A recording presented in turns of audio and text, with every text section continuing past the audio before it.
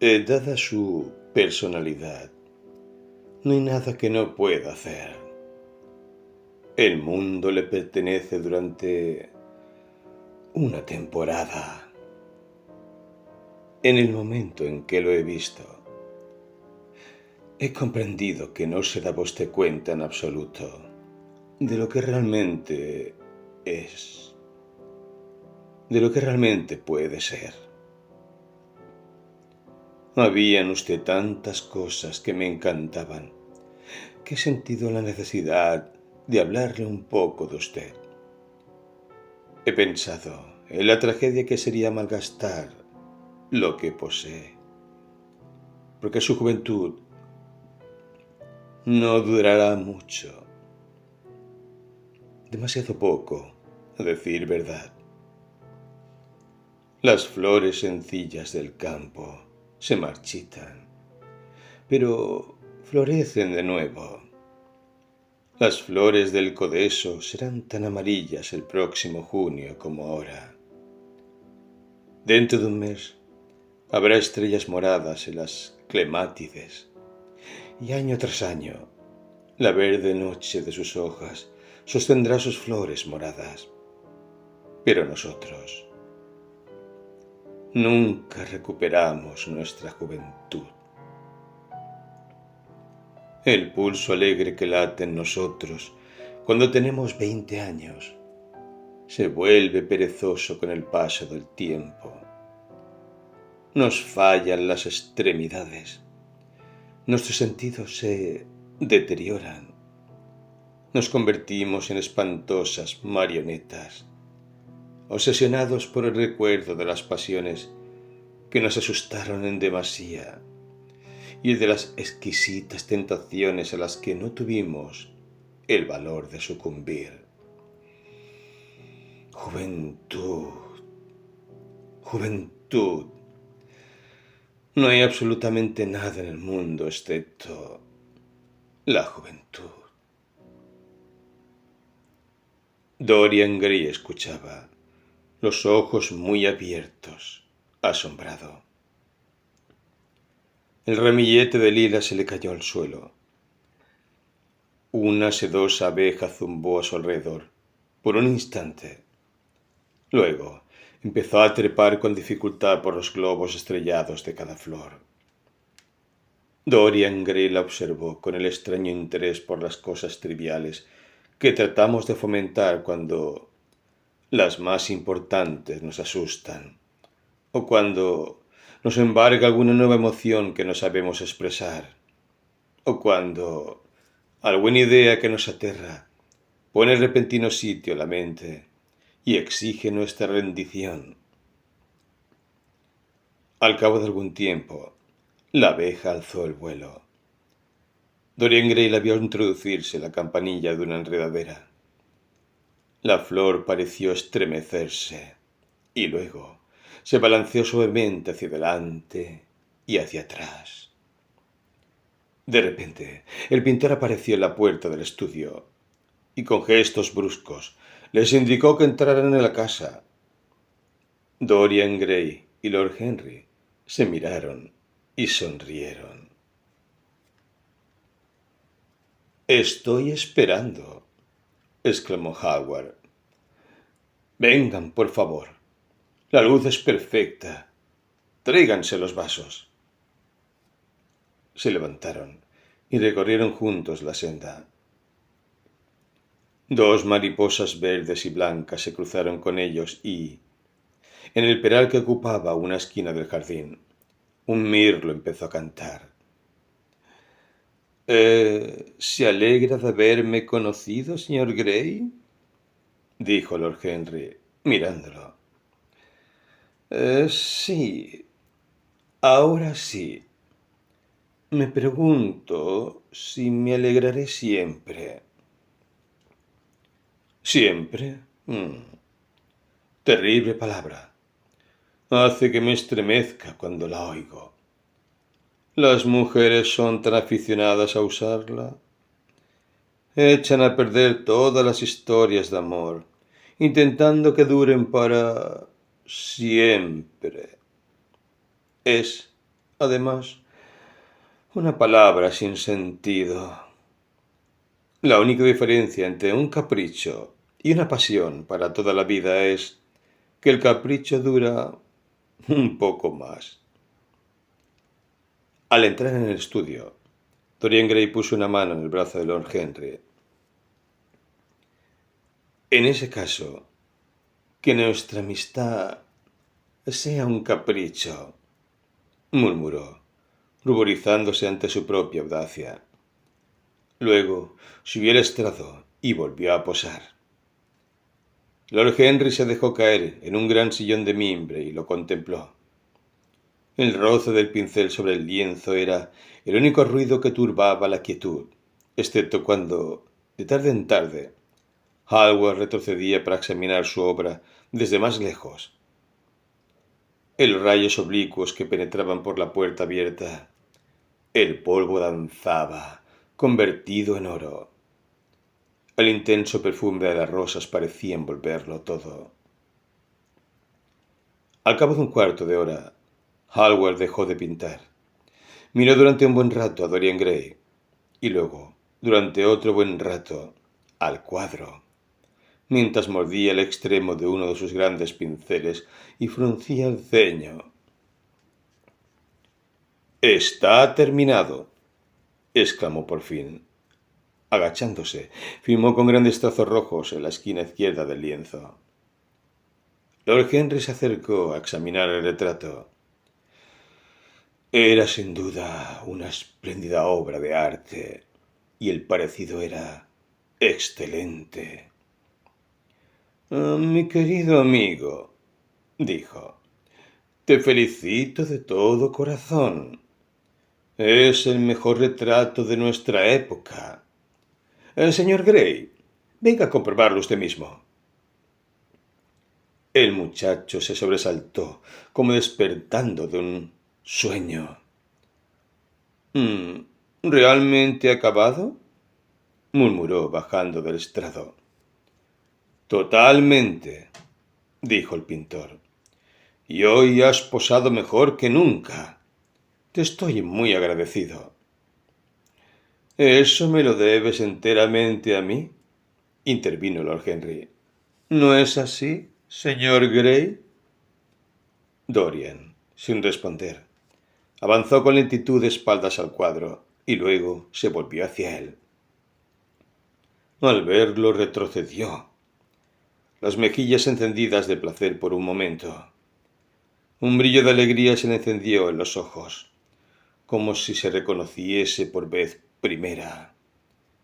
Permaneció inmóvil y maravillado, consciente apenas de que Hallward hablaba con él y sin captar el significado de sus palabras. La conciencia de su propia belleza lo asaltó como una revelación. Era la primera vez.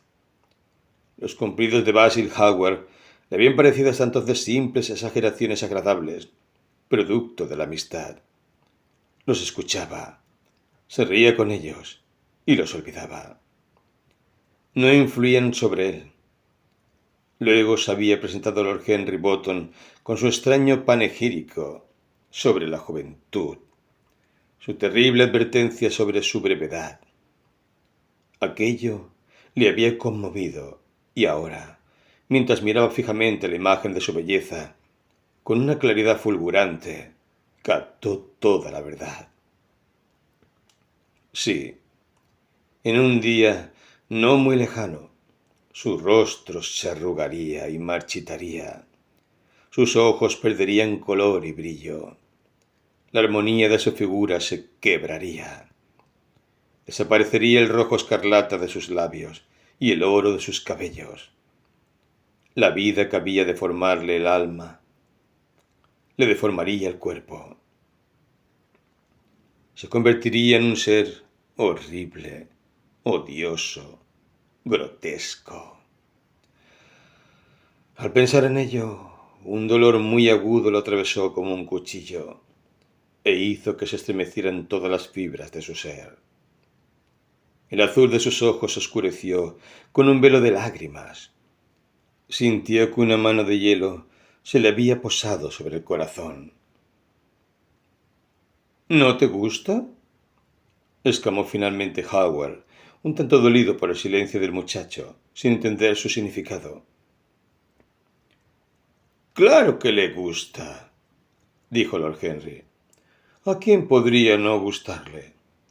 Es una de las grandes obras del arte moderno. Te daré por él lo que quieras pedirme. Debe ser mío. No soy yo su dueño, Harry. ¿Quién es el propietario? Dorian, por supuesto, respondió el pintor. Es muy afortunado. Qué triste resulta, murmuró Dorian Gray, los ojos todavía fijos en el retrato. Me haré viejo, horrible, espantoso, pero este cuadro siempre será joven. Nunca dejará atrás este día de junio. Si fuese al revés, si yo me conservase siempre joven y el retrato envejeciera, daría cualquier cosa por eso. Daría el alma. No creo que te gustará mucho esa solución, Basil, exclamó Lord Henry riendo. Sería bastante inclemente con tu obra. Me opondría con la mayor energía posible, Harry, dijo Hallward. Dorian Gray se volvió para mirarlo. Estoy seguro de que lo harías. Tu arte te importa más que los amigos. Para ti no soy más que una figurilla de bronce. Ni siquiera eso me atrevería a decir. El pintor se lo quedó mirando, asombrado. Dorian no hablaba nunca así. ¿Qué había sucedido? Parecía muy enfadado. Tenía el rostro encendido y le ardían las mejillas. Sí, continuó el joven. Para ti soy menos que tu Hermes de marfil o tu Fauno de plata. Esos te gustarán siempre. ¿Hasta cuándo te gustaré yo? ¿Hasta que me salga la primera arruga? Ahora ya sé que cuando se pierde la belleza, mucha poca, se pierde todo. Tu cuadro me lo ha enseñado. Lord Henry Boto tiene razón. La juventud es lo único que merece la pena. Cuando descubra que envejezco, me mataré. Hallward palideció y le tomó la mano. Dorian, Dorian, exclamó, no hables así. Nunca he tenido un amigo como tú, ni tendré nunca otro. No me digas que sientes celos de las cosas materiales. Tú estás por encima de todas ellas. Tengo celos de todo aquello cuya belleza no muere. Tengo celos de mi retrato. ¿Por qué ha de conservar lo que yo voy a perder? Cada momento que pasa me quita algo para dárselo a él. Ah, si fuese al revés. Si el cuadro pudiera cambiar y ser yo siempre como ahora. ¿Para qué lo has pintado? Se burlará de mí algún día. Se burlará despiadadamente. Los ojos se le llenaron de lágrimas ardientes. Retiró bruscamente la mano y, arrojándose sobre el diván, enterró el rostro entre los cojines, como si estuviera rezando. Esto es obra tuya, Harry, dijo el pintor con amargura. Lord Henry se encogió de hombros. Es el verdadero Dorian Gray, ¿eso es todo? No lo es. Si no lo es, ¿qué tengo yo que ver con eso? Deberías haberte marchado cuando te lo pedí, murmuró. Me quedé cuando me lo pediste, fue la respuesta de Lord Henry. Harry, no me puedo pelear al mismo tiempo con mis dos mejores amigos, pero entre los dos me habéis hecho odiar la más perfecta de mis obras, y voy a destruirla. ¿Qué es, después de todo, excepto lienzo y color? No voy a permitir que un retrato se interponga entre nosotros. Dorian Gray alzó la rubia cabellera del cojín, y con el rostro pálido y los ojos enrojecidos por las lágrimas, lo miró, mientras Howard se dirigía hacia la mesa de madera situada bajo la alta ventana con cortinas. ¿Qué había ido a hacer allí? Los dedos se perdían entre el revoltijo de tubos de estaño y pinceles secos, buscando algo. Sí, el largo cuchillo apaletado, con su delgada hoja de acero flexible. Una vez encontrado, se disponía a rasgar la tela. Ahogando un gemido, el muchacho saltó del diván y, corriendo hacia Howard, le arrancó el cuchillo de la mano, arrojándolo al otro extremo del estudio. «No, Basil, no lo hagas», exclamó. «Sería un asesinato». «Me alegro de que por fin aprecies mi obra, Dorian», dijo fríamente el pintor, una vez recuperado de la sorpresa. Había perdido la esperanza. ¿Apreciarla? Me fascina. Es parte de mí mismo. Lo noto. Bien, tan pronto como esté seco, será barnizado y enmarcado y enviado a tu casa. Una vez allí, podrás hacer contigo lo que quieras. Cruzando la estancia, tocó la campanilla para pedir té. ¿Tomarás té como es lógico, Dorian? ¿Y tú también, Harry? ¿O estás en contra de placeres tan sencillos? Adoro los placeres sencillos, dijo Lord Henry. Son el último refugio de las almas complicadas. Pero no me gustan las escenas, excepto en el teatro. ¿Qué personas tan absurdas sois los dos? Me pregunto quién definió al hombre como animal racional. Fue la definición más prematura que se ha dado nunca.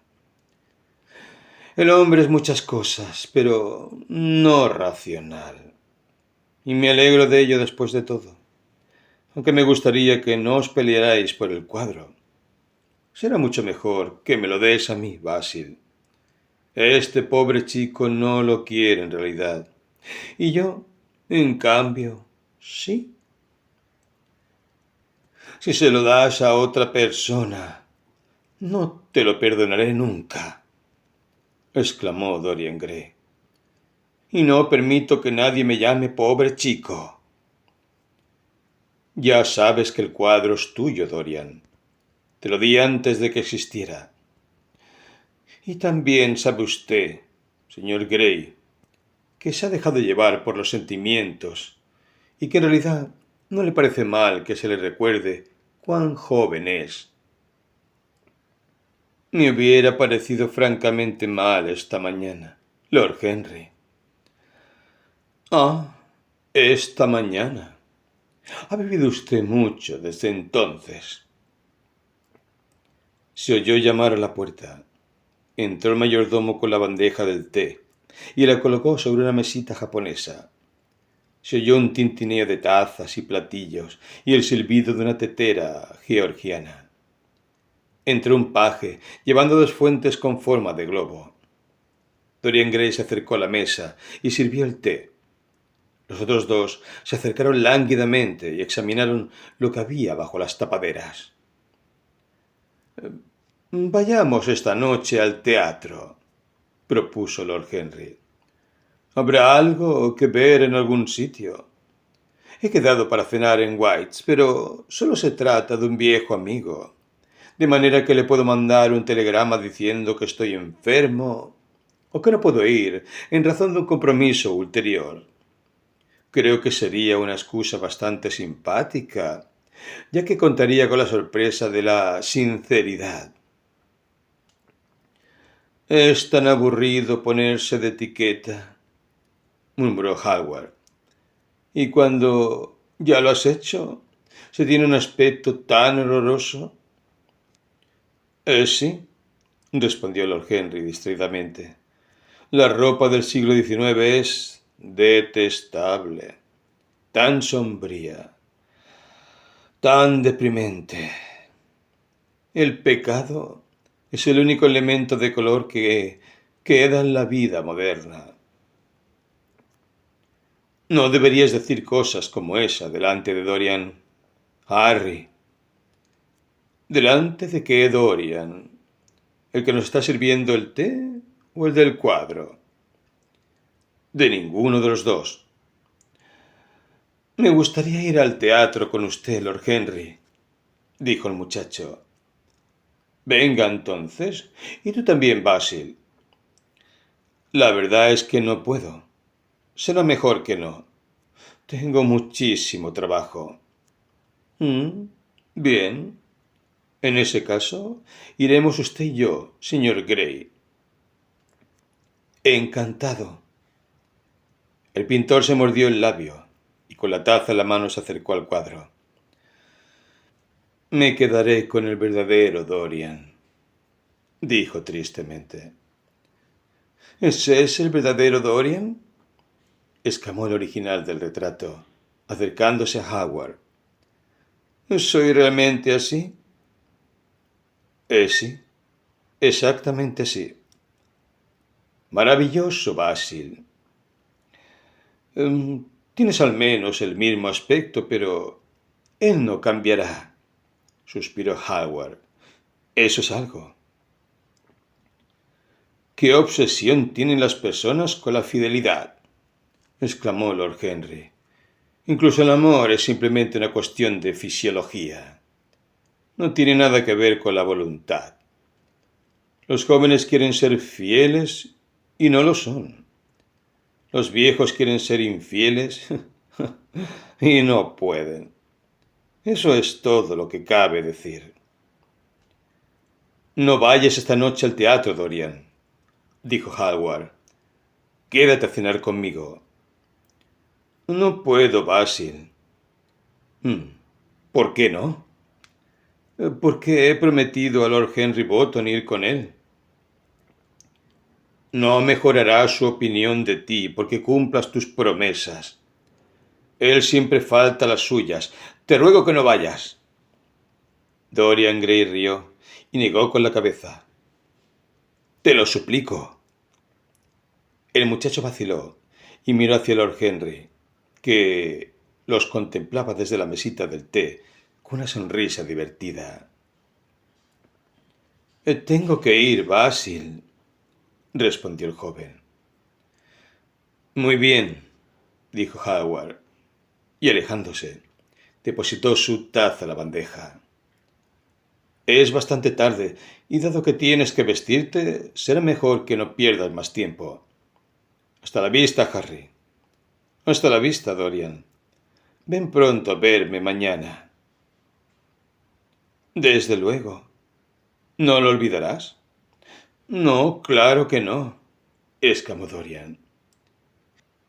¿Y Harry? Sí, Basil. ¿Recuerda lo que te pedí cuando estábamos esta mañana en el jardín? Lo he olvidado. Confío en ti.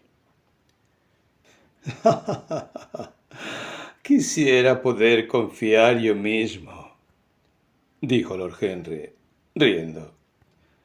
Vamos, señor Gray, mi coche está ahí fuera. Le puedo dejar en su casa. Hasta la vista, Basil. Ha sido una tarde interesantísima. Cuando la puerta se cerró tras ellos, el pintor se dejó caer en un sofá y apareció en su rostro una expresión de sufrimiento. A las 12:30 del día siguiente, Lord Henry Wotton fue paseando desde Curzon Street hasta el Albany para visitar a su tío, Lord Fermor. Un viejo solterón, cordial pero un tanto brusco, a quien en general se tachaba de egoísta, porque el mundo no obtenía de él beneficio alguno, pero al que la buena sociedad consideraba generoso porque Daba de comer a la gente que le divertía. Su padre había sido embajador en Madrid cuando Isabel II era joven, y nadie había pensado aún en el general Prim. Pero abandonó la carrera diplomática caprichosamente por el despecho que sintió al ver que no le ofrecían la embajada de París, puesto al que quería tener pleno derecho en razón de su nacimiento, de su indolencia, del excelente inglés de sus despachos y su desmesurada pasión por los placeres. El hijo, que había sido secretario de su padre y que presentó también la dimisión, gesto que por entonces se consideró un tanto descabellado, sucedió a su padre en el título unos meses después y se consagró a cultivar con seriedad el gran arte aristocrático de no hacer absolutamente nada. Aunque poseía dos grandes casas en Londres, prefería vivir en habitaciones alquiladas que le causaban menos molestias y hacía en su club la mayoría de las comidas. Se preocupaba algo de la gestión de sus minas de carbón en las Midlands y se excusaba de aquel contacto con la industria, alegando que poseer minas de carbón otorgaba a un caballero el privilegio de quemar leña en el hogar de su propia chimenea. En política era conservador, excepto cuando los conservadores gobernaban, periodo en el que los insultaba sistemáticamente, acusándolos de ser una pandilla de radicales. Era un héroe para su ayuda de cámara, que lo tiranizaba, y un personaje aterrador para la mayoría de sus parientes, a quienes él, a su vez, tiranizaba. Era una persona que sólo podía haber nacido en Inglaterra, y siempre afirmaba que el país iba a la ruina. Sus principios estaban anticuados, pero se puede decir mucho en favor de sus prejuicios. Cuando Lord Henry entró en la habitación de su tío, lo encontró vestido con una tosca chaqueta de caza, fumando un cigarro habano y refunfuñando mientras leía The Times. «Vaya, Harry», dijo el anciano caballero, «¿qué te ha hecho salir tan pronto de casa? Creía que los dandis no se levantaban hasta las 2 y que no aparecían en público hasta las 5. Puro afecto familiar, tío George, te lo aseguro. Quiero pedirte algo». «Dinero, imagino», respondió Lord Fermor, torciendo el gesto. «Bueno, siéntate y cuéntamelo todo. En estos tiempos que corren, los jóvenes imaginan que el dinero lo es todo». Sí», murmuró Lord Henry, colocándose mejor la flor que llevaba en el ojal de la chaqueta. «Y cuando se hacen viejos, no se lo imaginan, lo saben. Pero no quiero dinero. Solo las personas que pagan sus facturas necesitan dinero, tío George, y yo nunca pago las mías. El crédito es el capital de un segundón, y se vive agradablemente con él.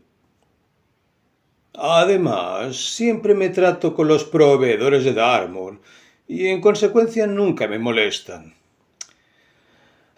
Lo que quiero es información. No información útil, por supuesto. Información perfectamente inútil.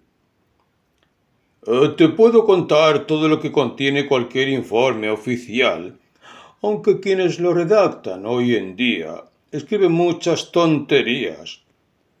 Cuando yo estaba en el cuerpo diplomático, las cosas iban mucho mejor, pero, según tengo entendido, ahora les hacen un examen de ingreso. ¿Hay que extrañarse del resultado? Los exámenes, señor mío, son pura mentira de principio a fin. Si una persona es un caballero, sabe más que suficiente. Si no lo es, todo lo que sepa es malo para él. El señor Dorian Gray no tiene nada que ver con el mundo de los informes oficiales, tío George, dijo Lord Henry, lánguidamente. ¿El señor Dorian Gray? ¿Quién es? Preguntó Lord Fermor, frunciendo el espeso entrecejo cano. Eso es lo que he venido a averiguar, tío Josh. Debo decir, más bien, que sé quién es. Es el nieto del último Lord Kelso. Su madre era una Devereux, Lady Margaret Devereux. Quiero que me hables de su madre.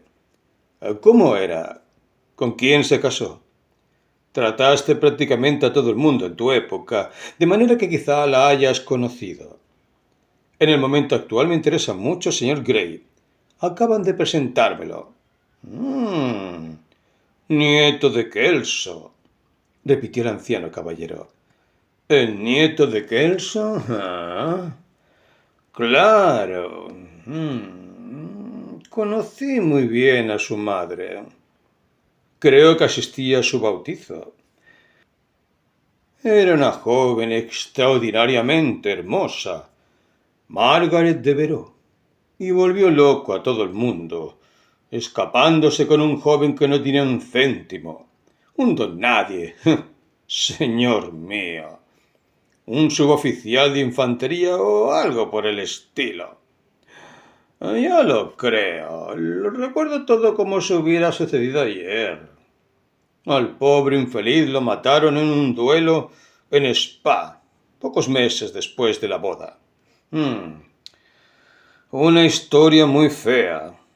Dijeron que Kelso se agenció un aventurero sin escrúpulos, un animal belga, para que insultara en público a su yerno. Le pagó, señor mío, para que lo hiciera. Le pagó y luego aquel individuo ensartó a la suboficial como si fuera un pichón. Echaron tierra sobre el asunto, pero... ¡cielo santo! Kelso comió solo en el club durante cierto tiempo después de aquello. Recogía a su hija, según me contaron, pero la chica nunca volvió a dirigirle la palabra. Sí, un asunto muy feo. Margaret también se murió, en menos de un año, de manera que dejó un hijo. ¿No es eso? Lo había olvidado. ¿Cómo es el chico? Si es como su madre, debe de ser bien parecido. Es bien parecido, asintió Lord Henry. Espero que caiga en buenas manos, prosiguió el anciano. Heredará un montón de dinero si Kelso se ha portado bien con él. Su madre también tenía dinero. Le correspondieron todas las propiedades de Shelby a través de su abuelo. Su abuelo odiaba a Kelso. Lo consideraba un tacaño de mucho cuidado. Y no se equivocaba. Fue a Madrid en una ocasión, cuando yo estaba allí. Cielo santo, logró que me avergonzase de él. La reina me preguntaba quién era el noble inglés que siempre se peleaba con los cocheros por el precio de las carreras. Menuda historia. Pasé un mes sin aparecer por la corte. Confío en que tratara a su nieto mejor que a los cocheros de alquiler. No lo sé, respondió Lord Henry. Imagino que al chico no le faltará de nada. Todavía no es mayor de edad. Sé que Selby es suyo. Lo sé porque me lo ha dicho él. ¿Y su madre entonces era muy hermosa? Margaret de Vereux era una de las criaturas más encantadoras que he visto nunca, Harry. ¿Qué le impulsó a comportarse como lo hizo? Es algo que nunca entenderé. Podría haberse casado con quien hubiera querido. Carlington estaba loco por ella, pero era una romántica. Todas las mujeres de esa familia lo han sido. Los hombres no valían nada, pero... cielo santo. Las mujeres eran maravillosas. Carlington se declaró de rodillas. Me lo dijo él mismo. Margaret de Vereux se rió de él. Y no había por entonces una chica en Londres que no quisiera pescarlo. Y por cierto, Harry, hablando de matrimonios estúpidos, ¿qué es esa patraña que me cuenta tu padre de que Dartmouth se quiere casar con una americana? ¿Es que las chicas inglesas no solo bastante buenas para él? Ahora está bastante de moda casarse con americanas, tío George. Yo apoyo a las mujeres inglesas contra el mundo entero, Harry, dijo Lord Fermor, golpeando la mesa con el puño. Todo el mundo apuesta por las americanas. No duran, según me han dicho, murmuró su tío.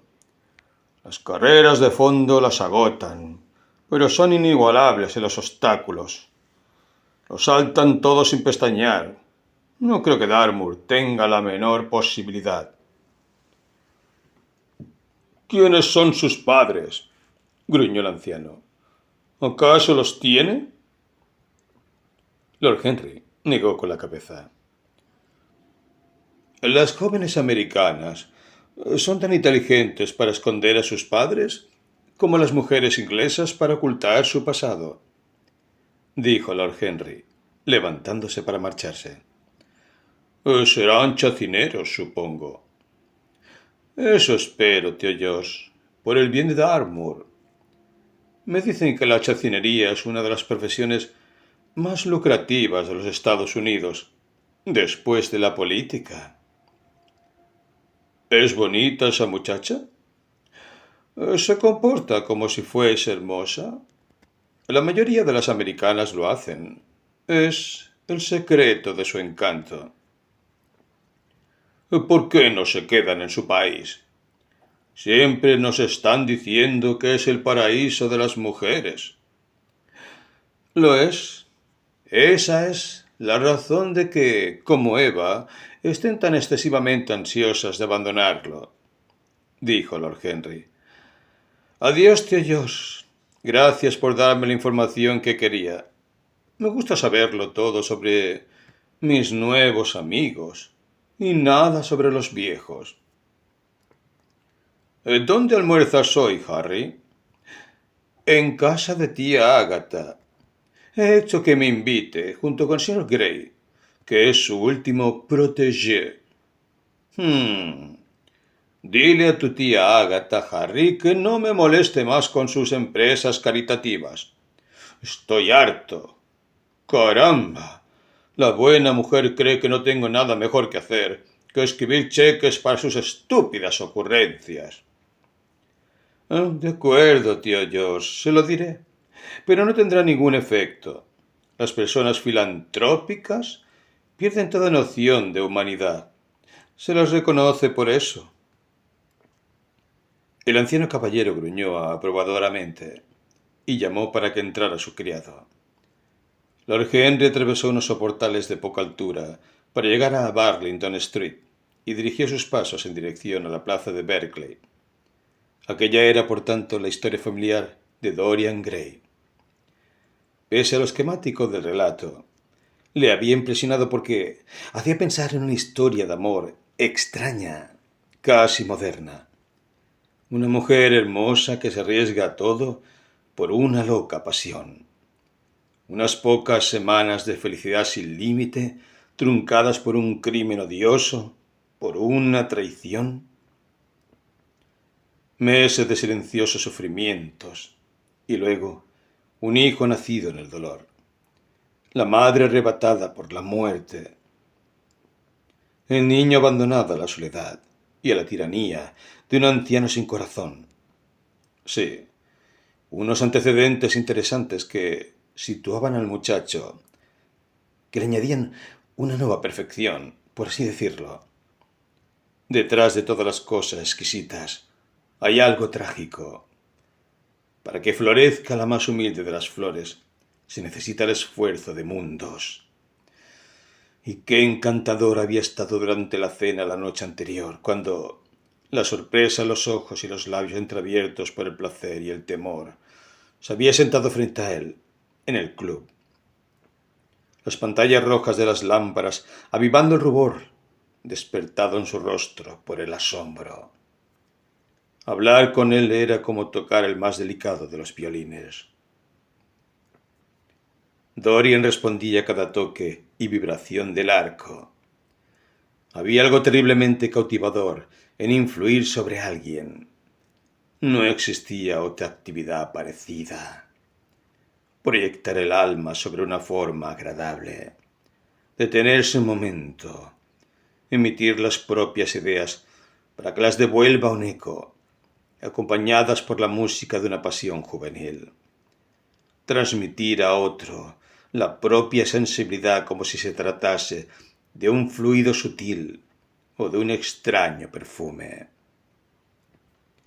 Allí estaba la fuente de una alegría verdadera, tal vez la más satisfactoria que todavía nos permite una época tan mezquina y tan vulgar como la nuestra, una época zafiamente carnal en sus placeres y enormemente vulgar en sus metas.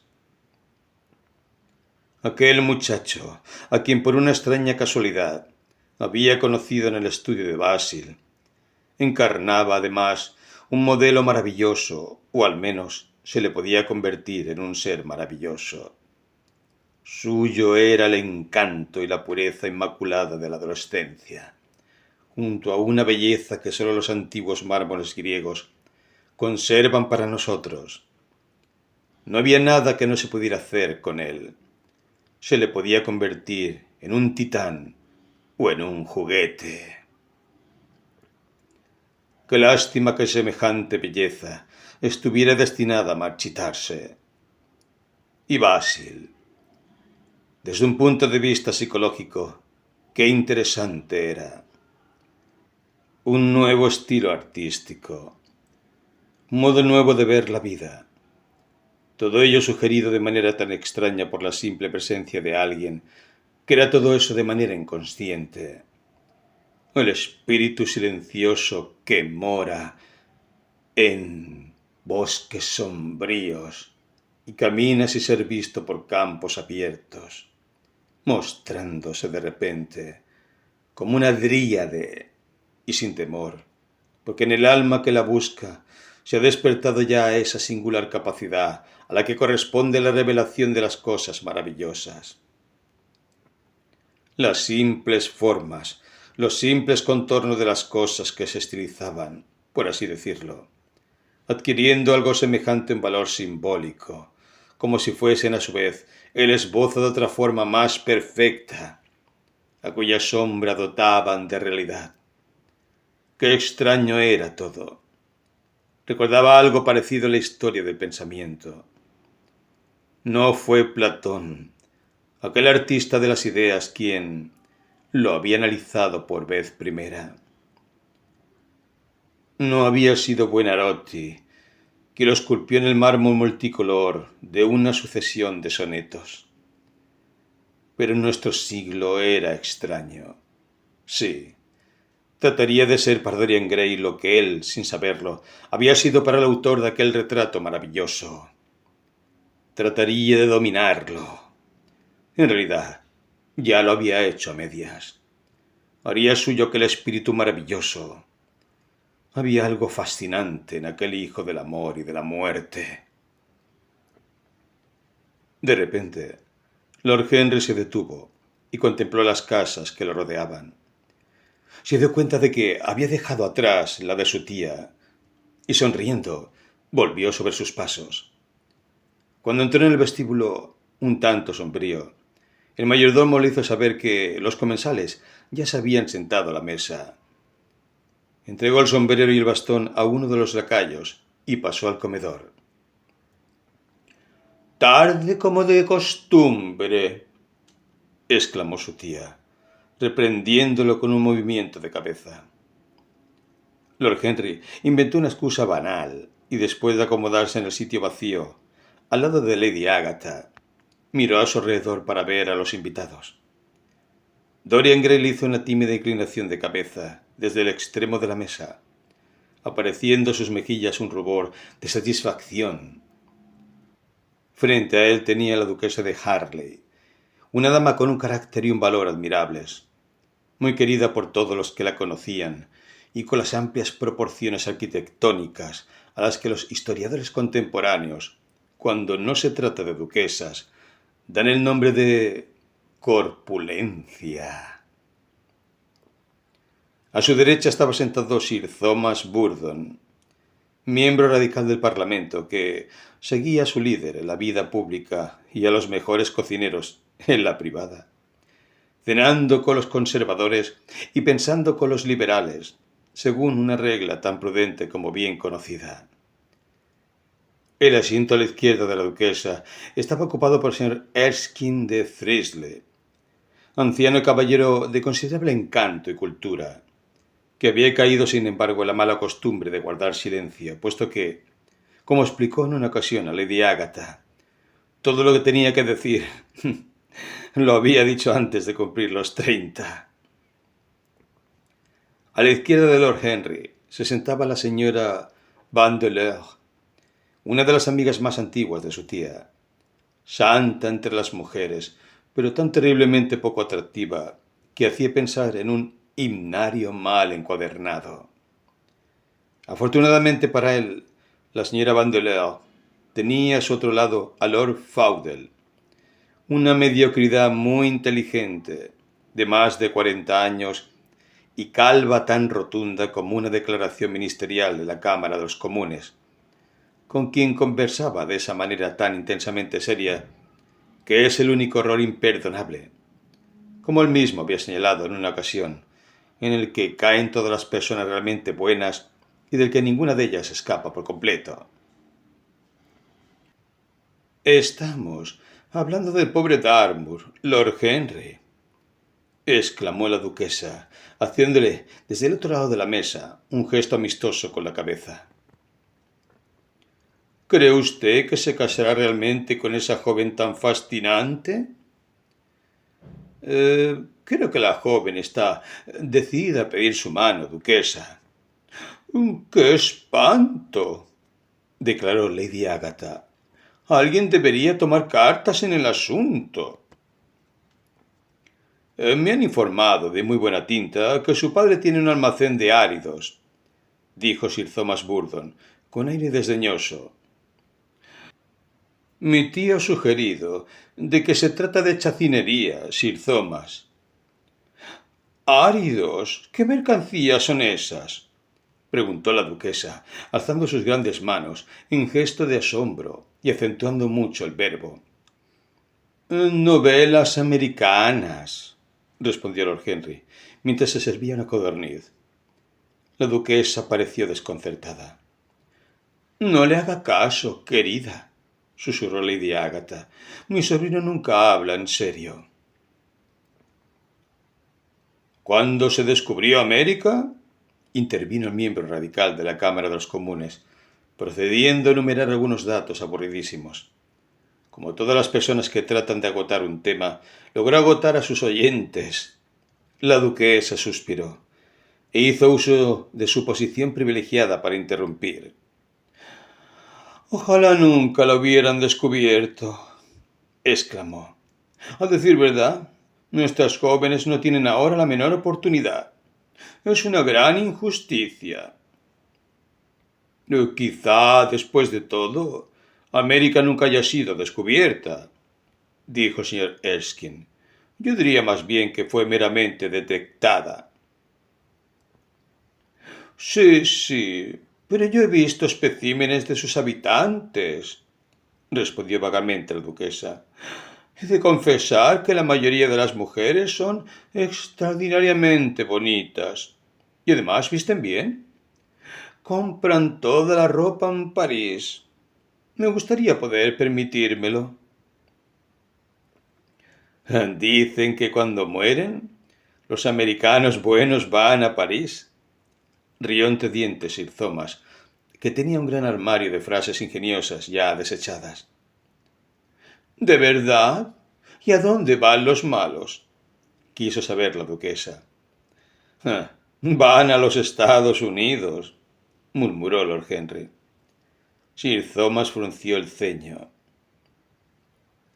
Me temo que su sobrino tiene prejuicios contra ese gran país, le dijo a Lady Agatha. He viajado por todo el territorio, en coches suministrados por los directores, que son, en esas cuestiones, extraordinariamente hospitalarios. Le aseguro que es muy instructivo visitar los Estados Unidos. ¿De verdad tenemos que ver Chicago para estar bien educados? Preguntó el señor Erskine, quejumbrosamente. No me siento capaz de emprender ese viaje. Sir Thomas agitó la mano. El señor Erskine de Threadley tiene el mundo en las estanterías de su biblioteca. A nosotros, los hombres prácticos, nos gusta ver las cosas, no leer su descripción. Los americanos son un pueblo muy interesante y totalmente razonable. Creo que es la característica que los distingue. Sí, señor Erskine, un pueblo totalmente razonable. Le aseguro que los americanos no se andan por las ramas. Terrible, exclamó Lord Henry. No me gusta la fuerza bruta, pero la razón bruta es totalmente insoportable. No está bien utilizarla. Es como golpear por debajo del intelecto. No le entiendo, dijo Sir Thomas, enrojeciendo considerablemente. Yo sí, Lord Henry, murmuró el señor Erskine con una sonrisa. Las paradojas están muy bien a su manera, intervino el baronet. ¿Era eso una paradoja? Preguntó el señor Erskine. No me lo ha parecido. Quizá lo fuera. Bien, el camino de las paradojas es el camino de la verdad. Para poner a prueba la realidad hemos de verla en la cuerda floja. Cuando las verdades se hacen acróbatas podemos juzgarlas. ¡Dios del cielo!, dijo Lady Agatha. ¿Cómo discuten ustedes los hombres? Estoy segura de que nunca sabré de qué están hablando. Por cierto, Harry, estoy muy enfadado contigo. ¿Por qué tratas de convencer a nuestro Dorian Gray, una persona tan encantadora, para que renuncie al East End? Te aseguro que sería inapreciable. A nuestros habituales les hubiera encantado oírle tocar. Quiero que toque para mí, exclamó Lord Henry sonriendo. Cuando miró hacia el extremo de la mesa, captó como respuesta un brillo en la mirada de Dorian. Pero en Whitechapel la gente es muy desgraciada, protestó Lady Agatha.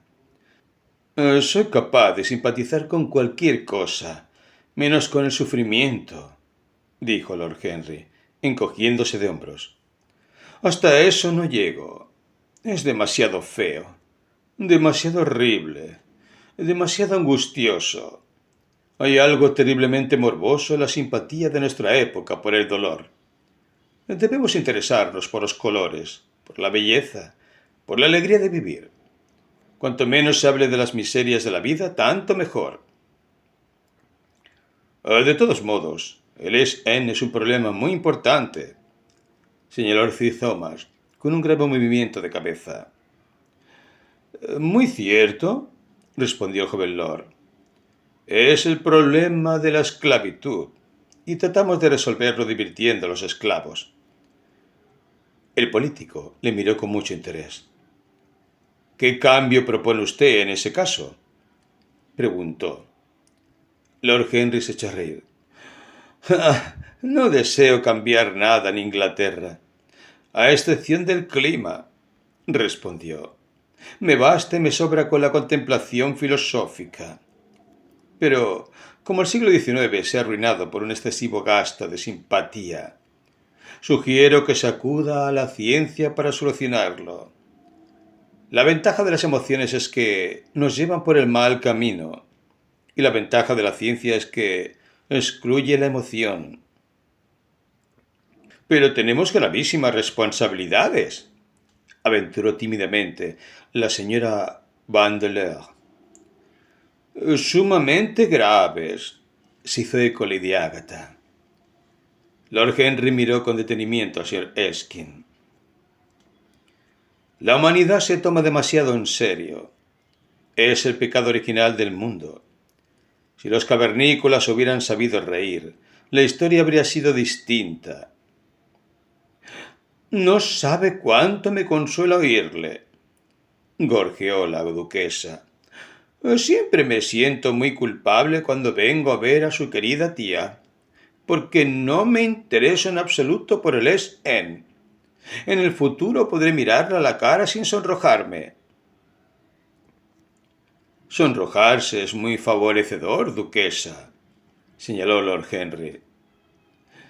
Solo cuando se es joven, respondió ella. Cuando una anciana como yo se sonroja es muy mala señal. Me gustaría que me dijera usted cómo volver a ser joven. Lord Henry meditó unos instantes. ¿Recuerda usted algún gran error que cometiera en sus primeros tiempos, duquesa? Preguntó mirándola desde el otro lado de la mesa. Muchos, por desgracia, exclamó ella. Pues vuelva a cometerlos, dijo él con gravedad. Para recuperar la juventud, basta con repetir las mismas locuras. Deliciosa teoría, exclamó ella. He de ponerla en práctica. Una teoría peligrosa, dijo Sir Thomas, la boca tensa. Lady Agatha movió desaprobadoramente la cabeza, pero la idea le pareció de todos modos divertida. El señor Erskine escuchaba. Sí, continuó el joven lord. Se trata de uno de los grandes secretos de la vida. En la actualidad la mayoría de la gente muere de una indigestión de sentido común y descubre, cuando ya es demasiado tarde, que lo único que nunca lamentamos son nuestros errores. Se oyeron risas en torno a la mesa. Lord Henry jugó con la idea, animándose cada vez más. La lanzó al aire y la transformó. La dejó escapar y volvió a capturarla. La adornó con todos los fuegos de la fantasía y le dio alas con la paradoja. El elogio de la locura, mientras Lord Henry proseguía, se elevó hasta las alturas de la filosofía. Y la filosofía misma se hizo joven y, contagiada por la música desenfrenada del placer, vestida, cabría imaginar, con su túnica manchada de vino y una guirnalda de hiedra, danzó como una bacante sobre las colinas de la vida y se burló del plácido sileno por su sobriedad. Los hechos huyeron ante ella como asustados animalitos del bosque. Sus pies, alabastrinos, pisaron el enorme lagar donde sienta sus reales el sabio Omar, hasta que el zumo rosado de la vid se elevó en torno a sus extremidades desnudas, en oleadas de burbujas moradas, o se deslizó en espuma por las negras paredes inclinadas de la cuba. Fue una extraordinaria improvisación. Lord Henry sentía fijos en él los ojos de Dorian Gray, y saber que había, entre quienes lo escuchaban, alguien a quien deseaba fascinar, parecía dar mayor agudeza a su ingenio y prestar colores más vivos a su imaginación. Se mostró brillante, fantástico, irresponsable. Encantó a sus oyentes, haciendo que se olvidaran de sí mismos y que siguieran riendo la melodía de su caramillo. Dorian Gray nunca apartó de él los ojos y permaneció inmóvil, como si estuviera encantado, sucediéndose la sonrisa sobre sus labios, mientras el asombro, en el fondo de sus ojos, adoptaba una pensativa gravedad. Finalmente, cubierta con la librea de la época, la realidad entró en la estancia en forma de lacayo para decir que a la duquesa la esperaba su coche. La noble señora se retorció las manos con fingida desesperación. ¡Qué fastidio!, exclamó. He de marcharme. Tengo que recoger a mi marido en el club para llevarlo a Billy's Rooms, donde debe presidir no sé qué absurda reunión. Si llego tarde se enfurecerá sin duda, y no puedo exponerme en la escena con este sombrero. Es demasiado frágil. Una palabra dura acabaría con él. No, he de irme, mi querida Agatha, Hasta la vista, Lord Henry. Es usted absolutamente delicioso y terriblemente desmoralizador. Desde luego, no sabría qué decir sobre sus ideas. Tiene que venir a casa con nosotros una de estas noches. ¿El martes? ¿Está usted libre el martes? Por usted, duquesa. ¿De quién no prescindiría yo? Respondió Lord Henry con inclinación de cabeza. Ah, muy amable y muy cruel por su parte, exclamó la duquesa. Pero no se olvide de venir. Y abandonó la habitación seguida por Lady Agatha y las otras damas. Cuando Lord Henry se hubo sentado de nuevo, el señor Erskine, dando la vuelta a la mesa y colocándose a su lado, le puso una mano en el brazo. Usted habla mucho de libros, dijo. ¿Por qué no escribe uno? Me gusta demasiado leerlos para molestarme en escribirlos, señor Erskine. Desde luego, me gustaría escribir una novela que fuese tan encantadora y tan irreal como una alfombra persa. Pero en Inglaterra no hay público más que para periódicos, libros de texto y enciclopedias. No hay en todo el mundo personas con menos sentido de la belleza literaria que los ingleses. Me temo que tiene usted razón, respondió el señor Erskine. Yo mismo tuve ambiciones literarias, pero las abandoné hace mucho. Y ahora, mi joven y querido amigo, si me permite que le dé ese nombre, ¿le puedo preguntar si mantiene usted todo lo que nos ha dicho durante el almuerzo?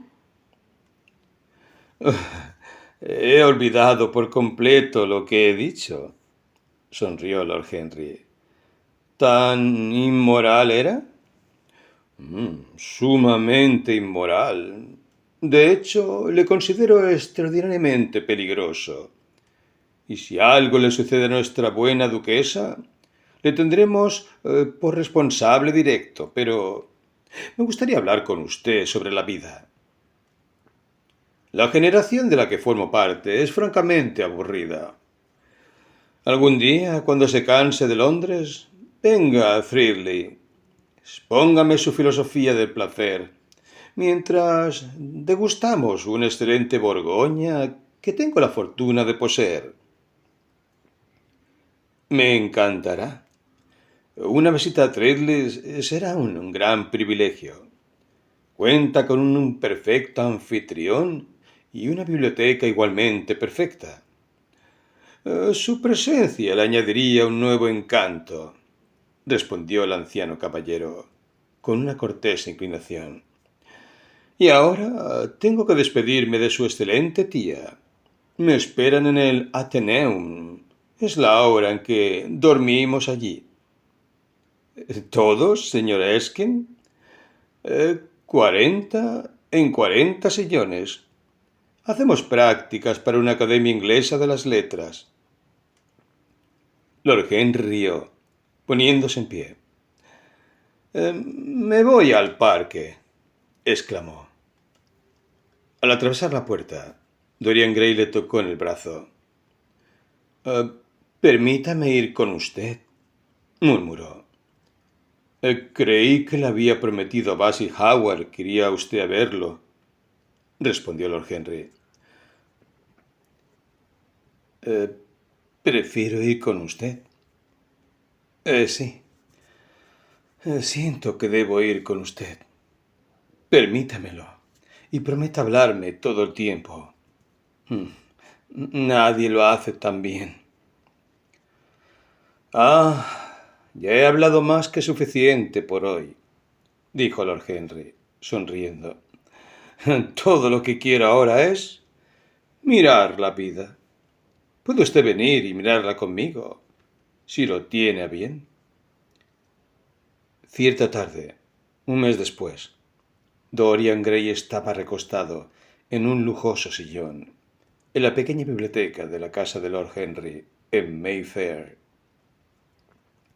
Se trataba, en su estilo, de una habitación muy agradable, con alto revestimiento de madera de roble color oliva, friso de color crema, techo de escayola y alfombra de fieltro color ladrillo, sobre la que se habían extendido otras alfombras persas de seda, más pequeñas, con largos flecos. En una diminuta mesa de madera de satín había una estatuilla, obra de Clodion, y junto a ella un ejemplar de Le Saint Nouvel, encuadernado para Margarita de Valois por Clovis Eve, y adornado con las margaritas que la reina había elegido como emblema. Algunos grandes jarrones de porcelana azul, con tulipanes de colores abigarrados, ocupaban la repisa de la chimenea, y a través de los emplomados rectángulos de cristal de la ventana se derramaba la luz de color albaricoque de un día de verano en Londres. Lord Henry no había vuelto aún. Siempre se retrasaba, por principio, ya que en su opinión la puntualidad es el ladrón del tiempo. De manera que el muchacho parecía bastante enfurruñado, mientras con una mano distraída pasaba las páginas de una edición de Manon Lescaut, suntuosamente ilustrada, que había encontrado en una de las estanterías. El solemne y monótono tic-tac del reloj Luis XIV le molestaba.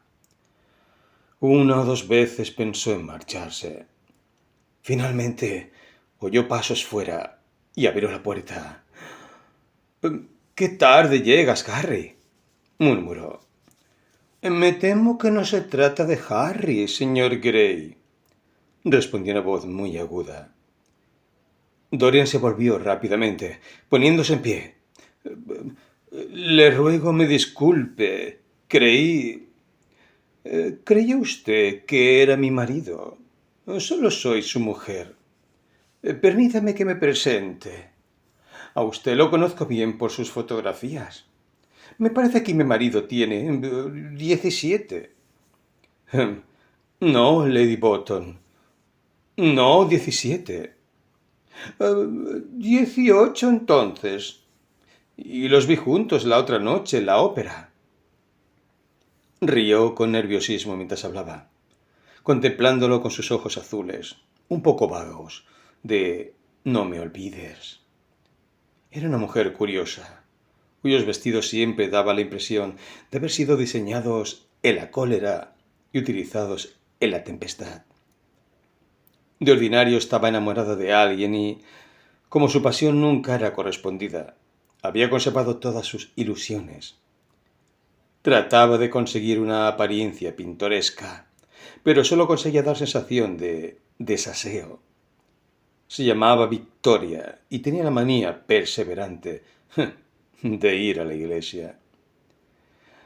Se trataba de Lohengrin, si no recuerdo mal.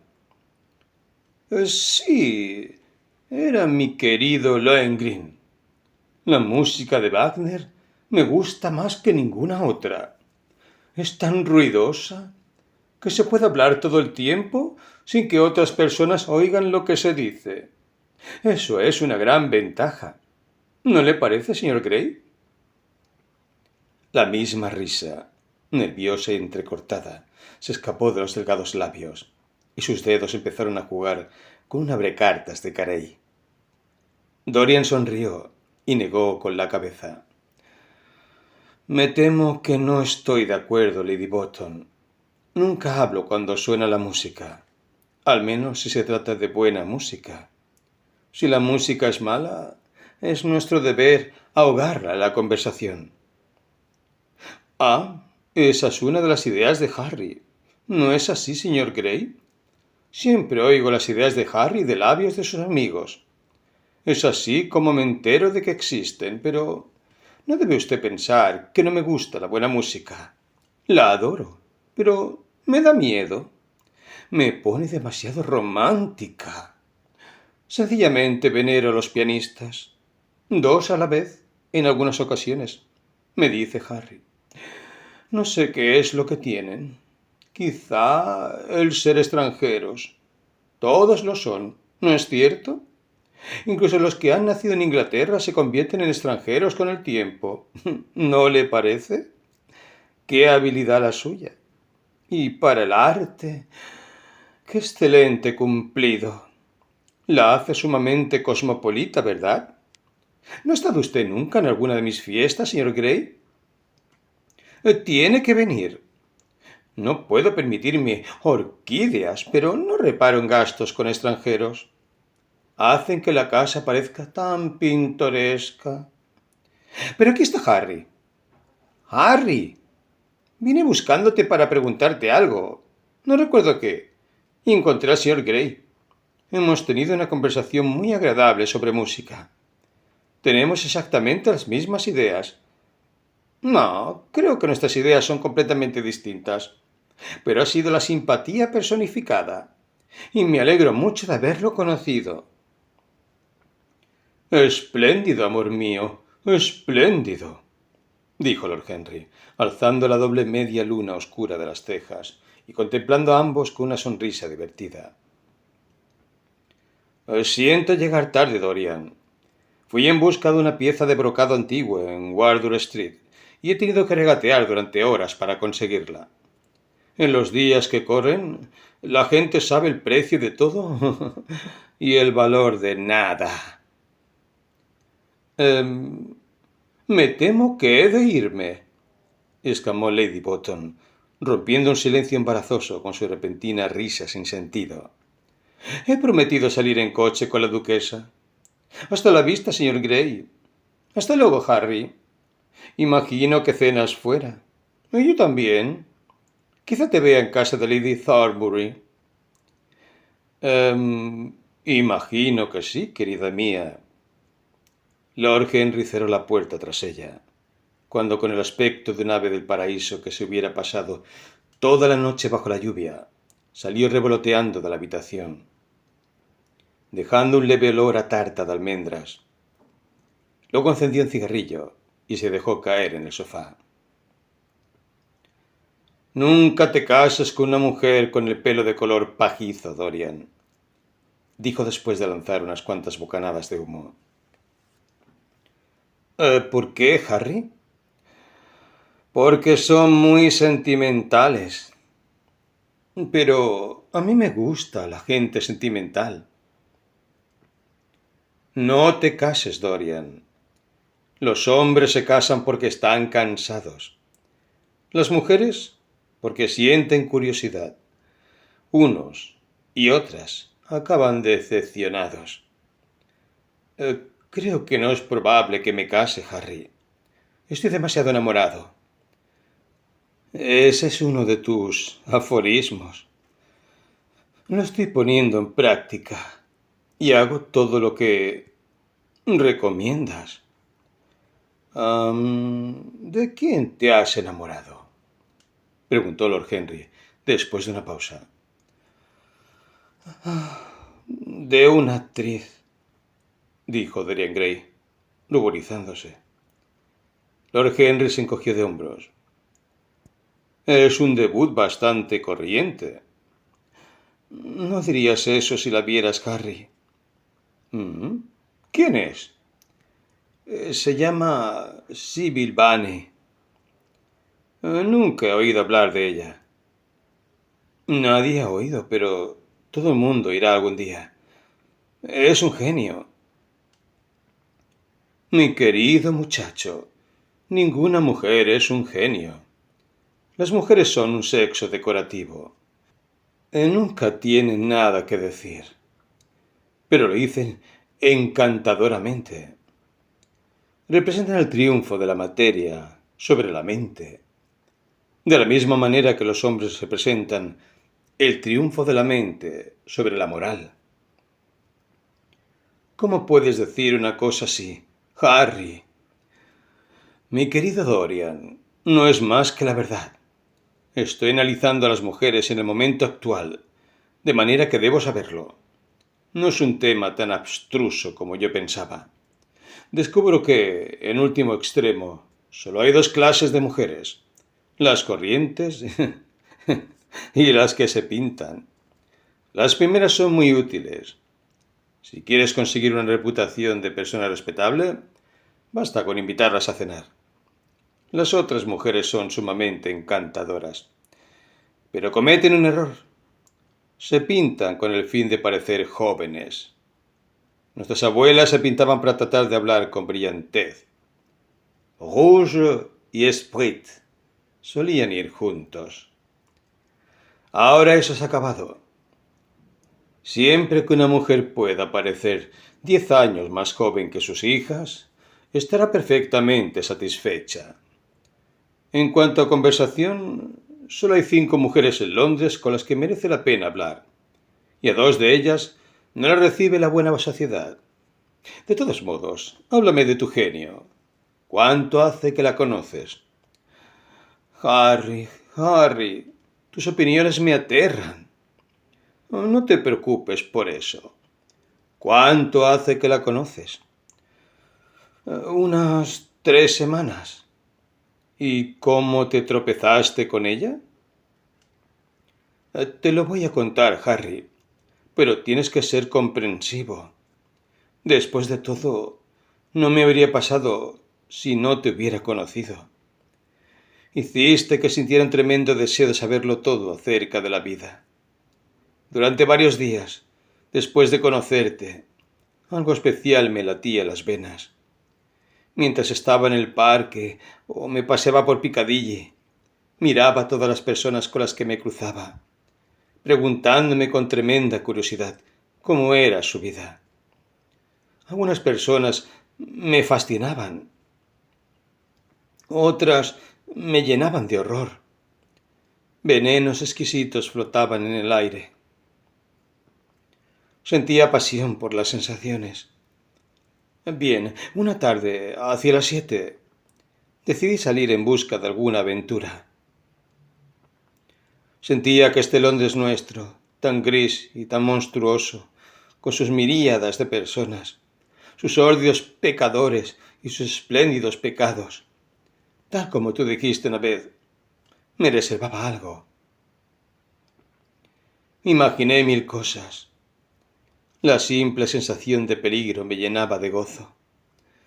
Recordé lo que me habías dicho de aquella maravillosa velada cuando cenamos juntos por primera vez, sobre el hecho de que la búsqueda de la belleza es el verdadero secreto de la vida.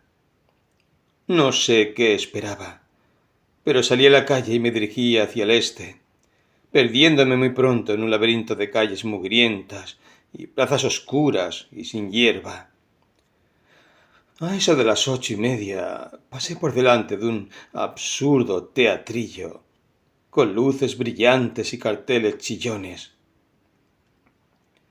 A la entrada había un judío horroroso, con el chaleco más exótico que he visto en mi vida, y fumando un cigarro apestoso. El cabello le caía en bucles grasientos, y en mitad de una sucia camisa resplandecía un enorme diamante. ¿Un palco, milord?, dijo al verme, y se quitó el sombrero con un aire fascinantemente servil. Había con él que me divirtió, Harry. Era tan monstruoso.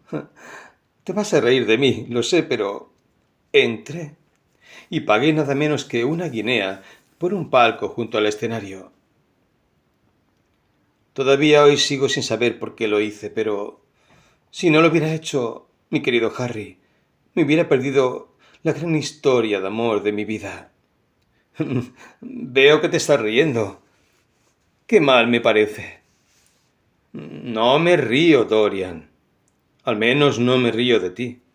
Pero no debes decir la gran historia de amor de tu vida. Debes decir la primera. Siempre te querrán y tú siempre estarás enamorado del amor. Una grande pasión es el privilegio de quienes no tienen nada que hacer. Esa es la única utilidad de las clases ociosas de un país. No tengas miedo. Te están reservadas aventuras exquisitas. Esto no es más que el principio. ¿Tan superficial me consideras?, exclamó Dorian Gray, muy dolido. No, te creo muy profundo. ¿Qué quieres decir?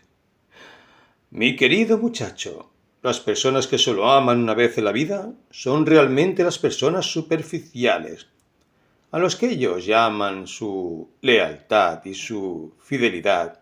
Yo lo llamo sopor de rutina o falta de imaginación.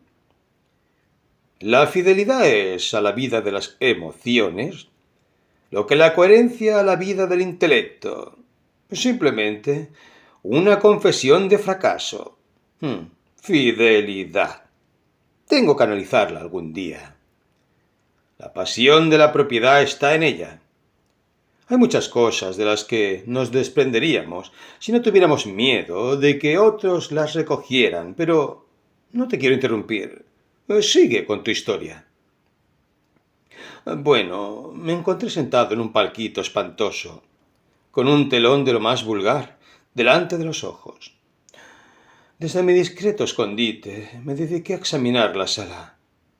En un lugar perfectamente chabacano, todo él cupidos y cornucopias, con una tarta nupcial de cuarta categoría. El paraíso y la platea estaban bastante llenos, pero las dos primeras filas de descoloridas butacas se hallaban completamente vacías, y apenas había nadie en las mejores entradas del anfiteatro.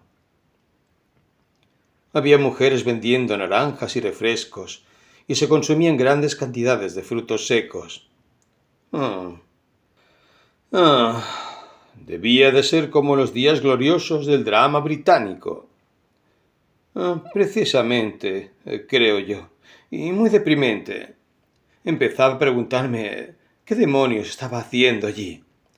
Cuando me fijé en el programa, ¿qué obra crees que representaban, Harry? Imagino que el joven idiota o mudo, pero inocente. A nuestros padres les gustaba ese tipo de obra, según creo. Cuantos más años tengo, Dorian, más convencido estoy de que lo que era suficientemente bueno para nuestros padres no lo es para nosotros. En arte, como en política, les grands-pères ont toujours tort. La obra era suficientemente buena para nosotros, Harry. Se trataba de Romeo y Julieta. He de reconocer que no me hizo mucha gracia la idea de ver representar a Shakespeare en un antro como aquel, pero sentí interés, de todos modos. Decidí presenciar al menos el primer acto. Había una orquesta detestable, presidida por un hebreo joven sentado ante un piano desafinado que casi me echó del teatro. Pero finalmente se alzó el telón y comenzó la obra. Romeo era un caballero corpulento y con muchos años a sus espaldas, cejas pintadas con negro de corcho, ronca voz de tragedia y silueta de barril de cerveza. Mercurio era casi igual de siniestro. Lo interpretaba un cómico de la legua que había añadido al texto chiste de su cosecha y mantenía relaciones sumamente amistosas con la platea. Los dos eran tan grotescos como el decorado, que parecía salido de una barraca de feria. Pero Julieta, imagínate una muchachita de apenas 17 años, con un rostro como de flor, una cabecita griega con cabellos de color castaño oscuro, recogidos en trenzas, ojos que eran pozos violeta de pasión, labios como pétalos de rosa, la criatura más encantadora que había visto nunca. Una vez me dijiste que el patetismo no te conmovía en absoluto, pero que la belleza, la simple belleza, podía llenarte los ojos de lágrimas. Te lo aseguro, Harry. Apenas veía a esa muchacha porque siempre tenía los ojos nublados por las lágrimas. Y su voz. No he oído nunca una voz semejante. Solo un hilo al principio, con notas bajas y melodiosas que parecían caer una a una en el oído. Luego creció en volumen y sonaba como una flauta o un lejano oboe. En la escena del jardín tuvo todo el júbilo estremecido de los ruiseñores cuando cantan poco antes del amanecer. Hubo momentos más adelante en los que alcanzó la desenfrenada pasión de los violines. Sabes perfectamente cuánto puede afectarnos una voz. Tu voz y la de Sybil Vane son dos cosas que nunca olvidaré. Cuando cierro los ojos, las oigo, y cada una dice algo diferente. No sé a cuál seguir. ¿Por qué tendría que no amarla? La quiero, Harry. Para mí lo es todo. Voy a verla actuar día tras día. Una noche Rosalinda y la siguiente Imogen. La he visto morir en la penumbra de un sepulcro italiano, recogiendo el veneno de labios de su amante. La he contemplado atravesando el bosque de las Ardenas, disfrazada de muchacho, con calzas, jubón y un gorro delicioso. Ha sido la loca que se presenta ante un rey culpable, dándole ruda para llevar y hierbas amargas que gustar. Ha sido inocente, y las negras manos de los celos han aplastado su cuello de junco. La he visto en todas las épocas y con todos los trajes. Las mujeres ordinarias no hacen volar nuestra imaginación. Están ancladas en su siglo. La fascinación nunca las transfigura. Se sabe lo que tienen en la cabeza con la misma facilidad que si se tratara del sombrero. Siempre se las encuentra. No hay misterio en ninguna de ellas. Van a pasear al parque por la mañana y charlan por la tarde en reuniones donde toman el té. Tienen una sonrisa estereotipadas y los modales del momento. Son transparentes, pero una actriz. Qué diferente es una actriz, Harry. ¿Por qué no me dijiste que la única cosa merecedora de amor es una actriz? Porque he querido a demasiadas, Dorian. Sí, claro.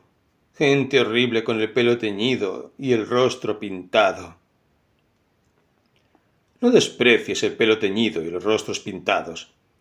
En ocasiones tienen un encanto extraordinario, dijo Lord Henry. Ahora quisiera no haberte contado nada sobre Sybil Vane. No hubieras podido evitarlo, Dorian. A lo largo de tu vida me contarás todo lo que hagas. Tienes razón, Harry. Creo que estás en lo cierto. No puedo dejar de contarte las cosas. Tienes una curiosa influencia sobre mí. Si alguna vez cometiera un delito, vendría a confesártelo. Tú lo entenderías. Personas como tú, los caprichosos rayos del sol de la vida, no delinquen, pero, de todos modos, te quedo muy agradecido por este cumplido. Y ahora dime, alcánzame las cerillas, como un buen chico, gracias. ¿Cuáles son tus relaciones actuales con Sybil Vane? Dorian Gray se puso en pie de un salto, las mejillas encendidas y los ojos echando fuego. ¡Harry! ¡Sybil Vane es sagrada! Solo las cosas sagradas merecen ser tocadas, Dorian, dijo Lord Henry, con una extraña nota de patetismo en la voz. Pero, ¿por qué tienes que enfadarte? Supongo que será tuya algún día. Cuando se está enamorado, empiezas por engañarte a ti mismo y acabas engañando a los demás. Eso es lo que el mundo llama una historia de amor. Al menos la conoces personalmente, imagino. Claro que la conozco. La primera noche que estuve en el teatro, El horrible judío viejo se presentó en el palco después de que terminara la representación y se ofreció a llevarme entre bastidores y presentármela. Consiguió enfurecerme y le dije que Julieta llevaba muerta cientos de años y que su cuerpo yacía en Verona, en una tumba de mármol.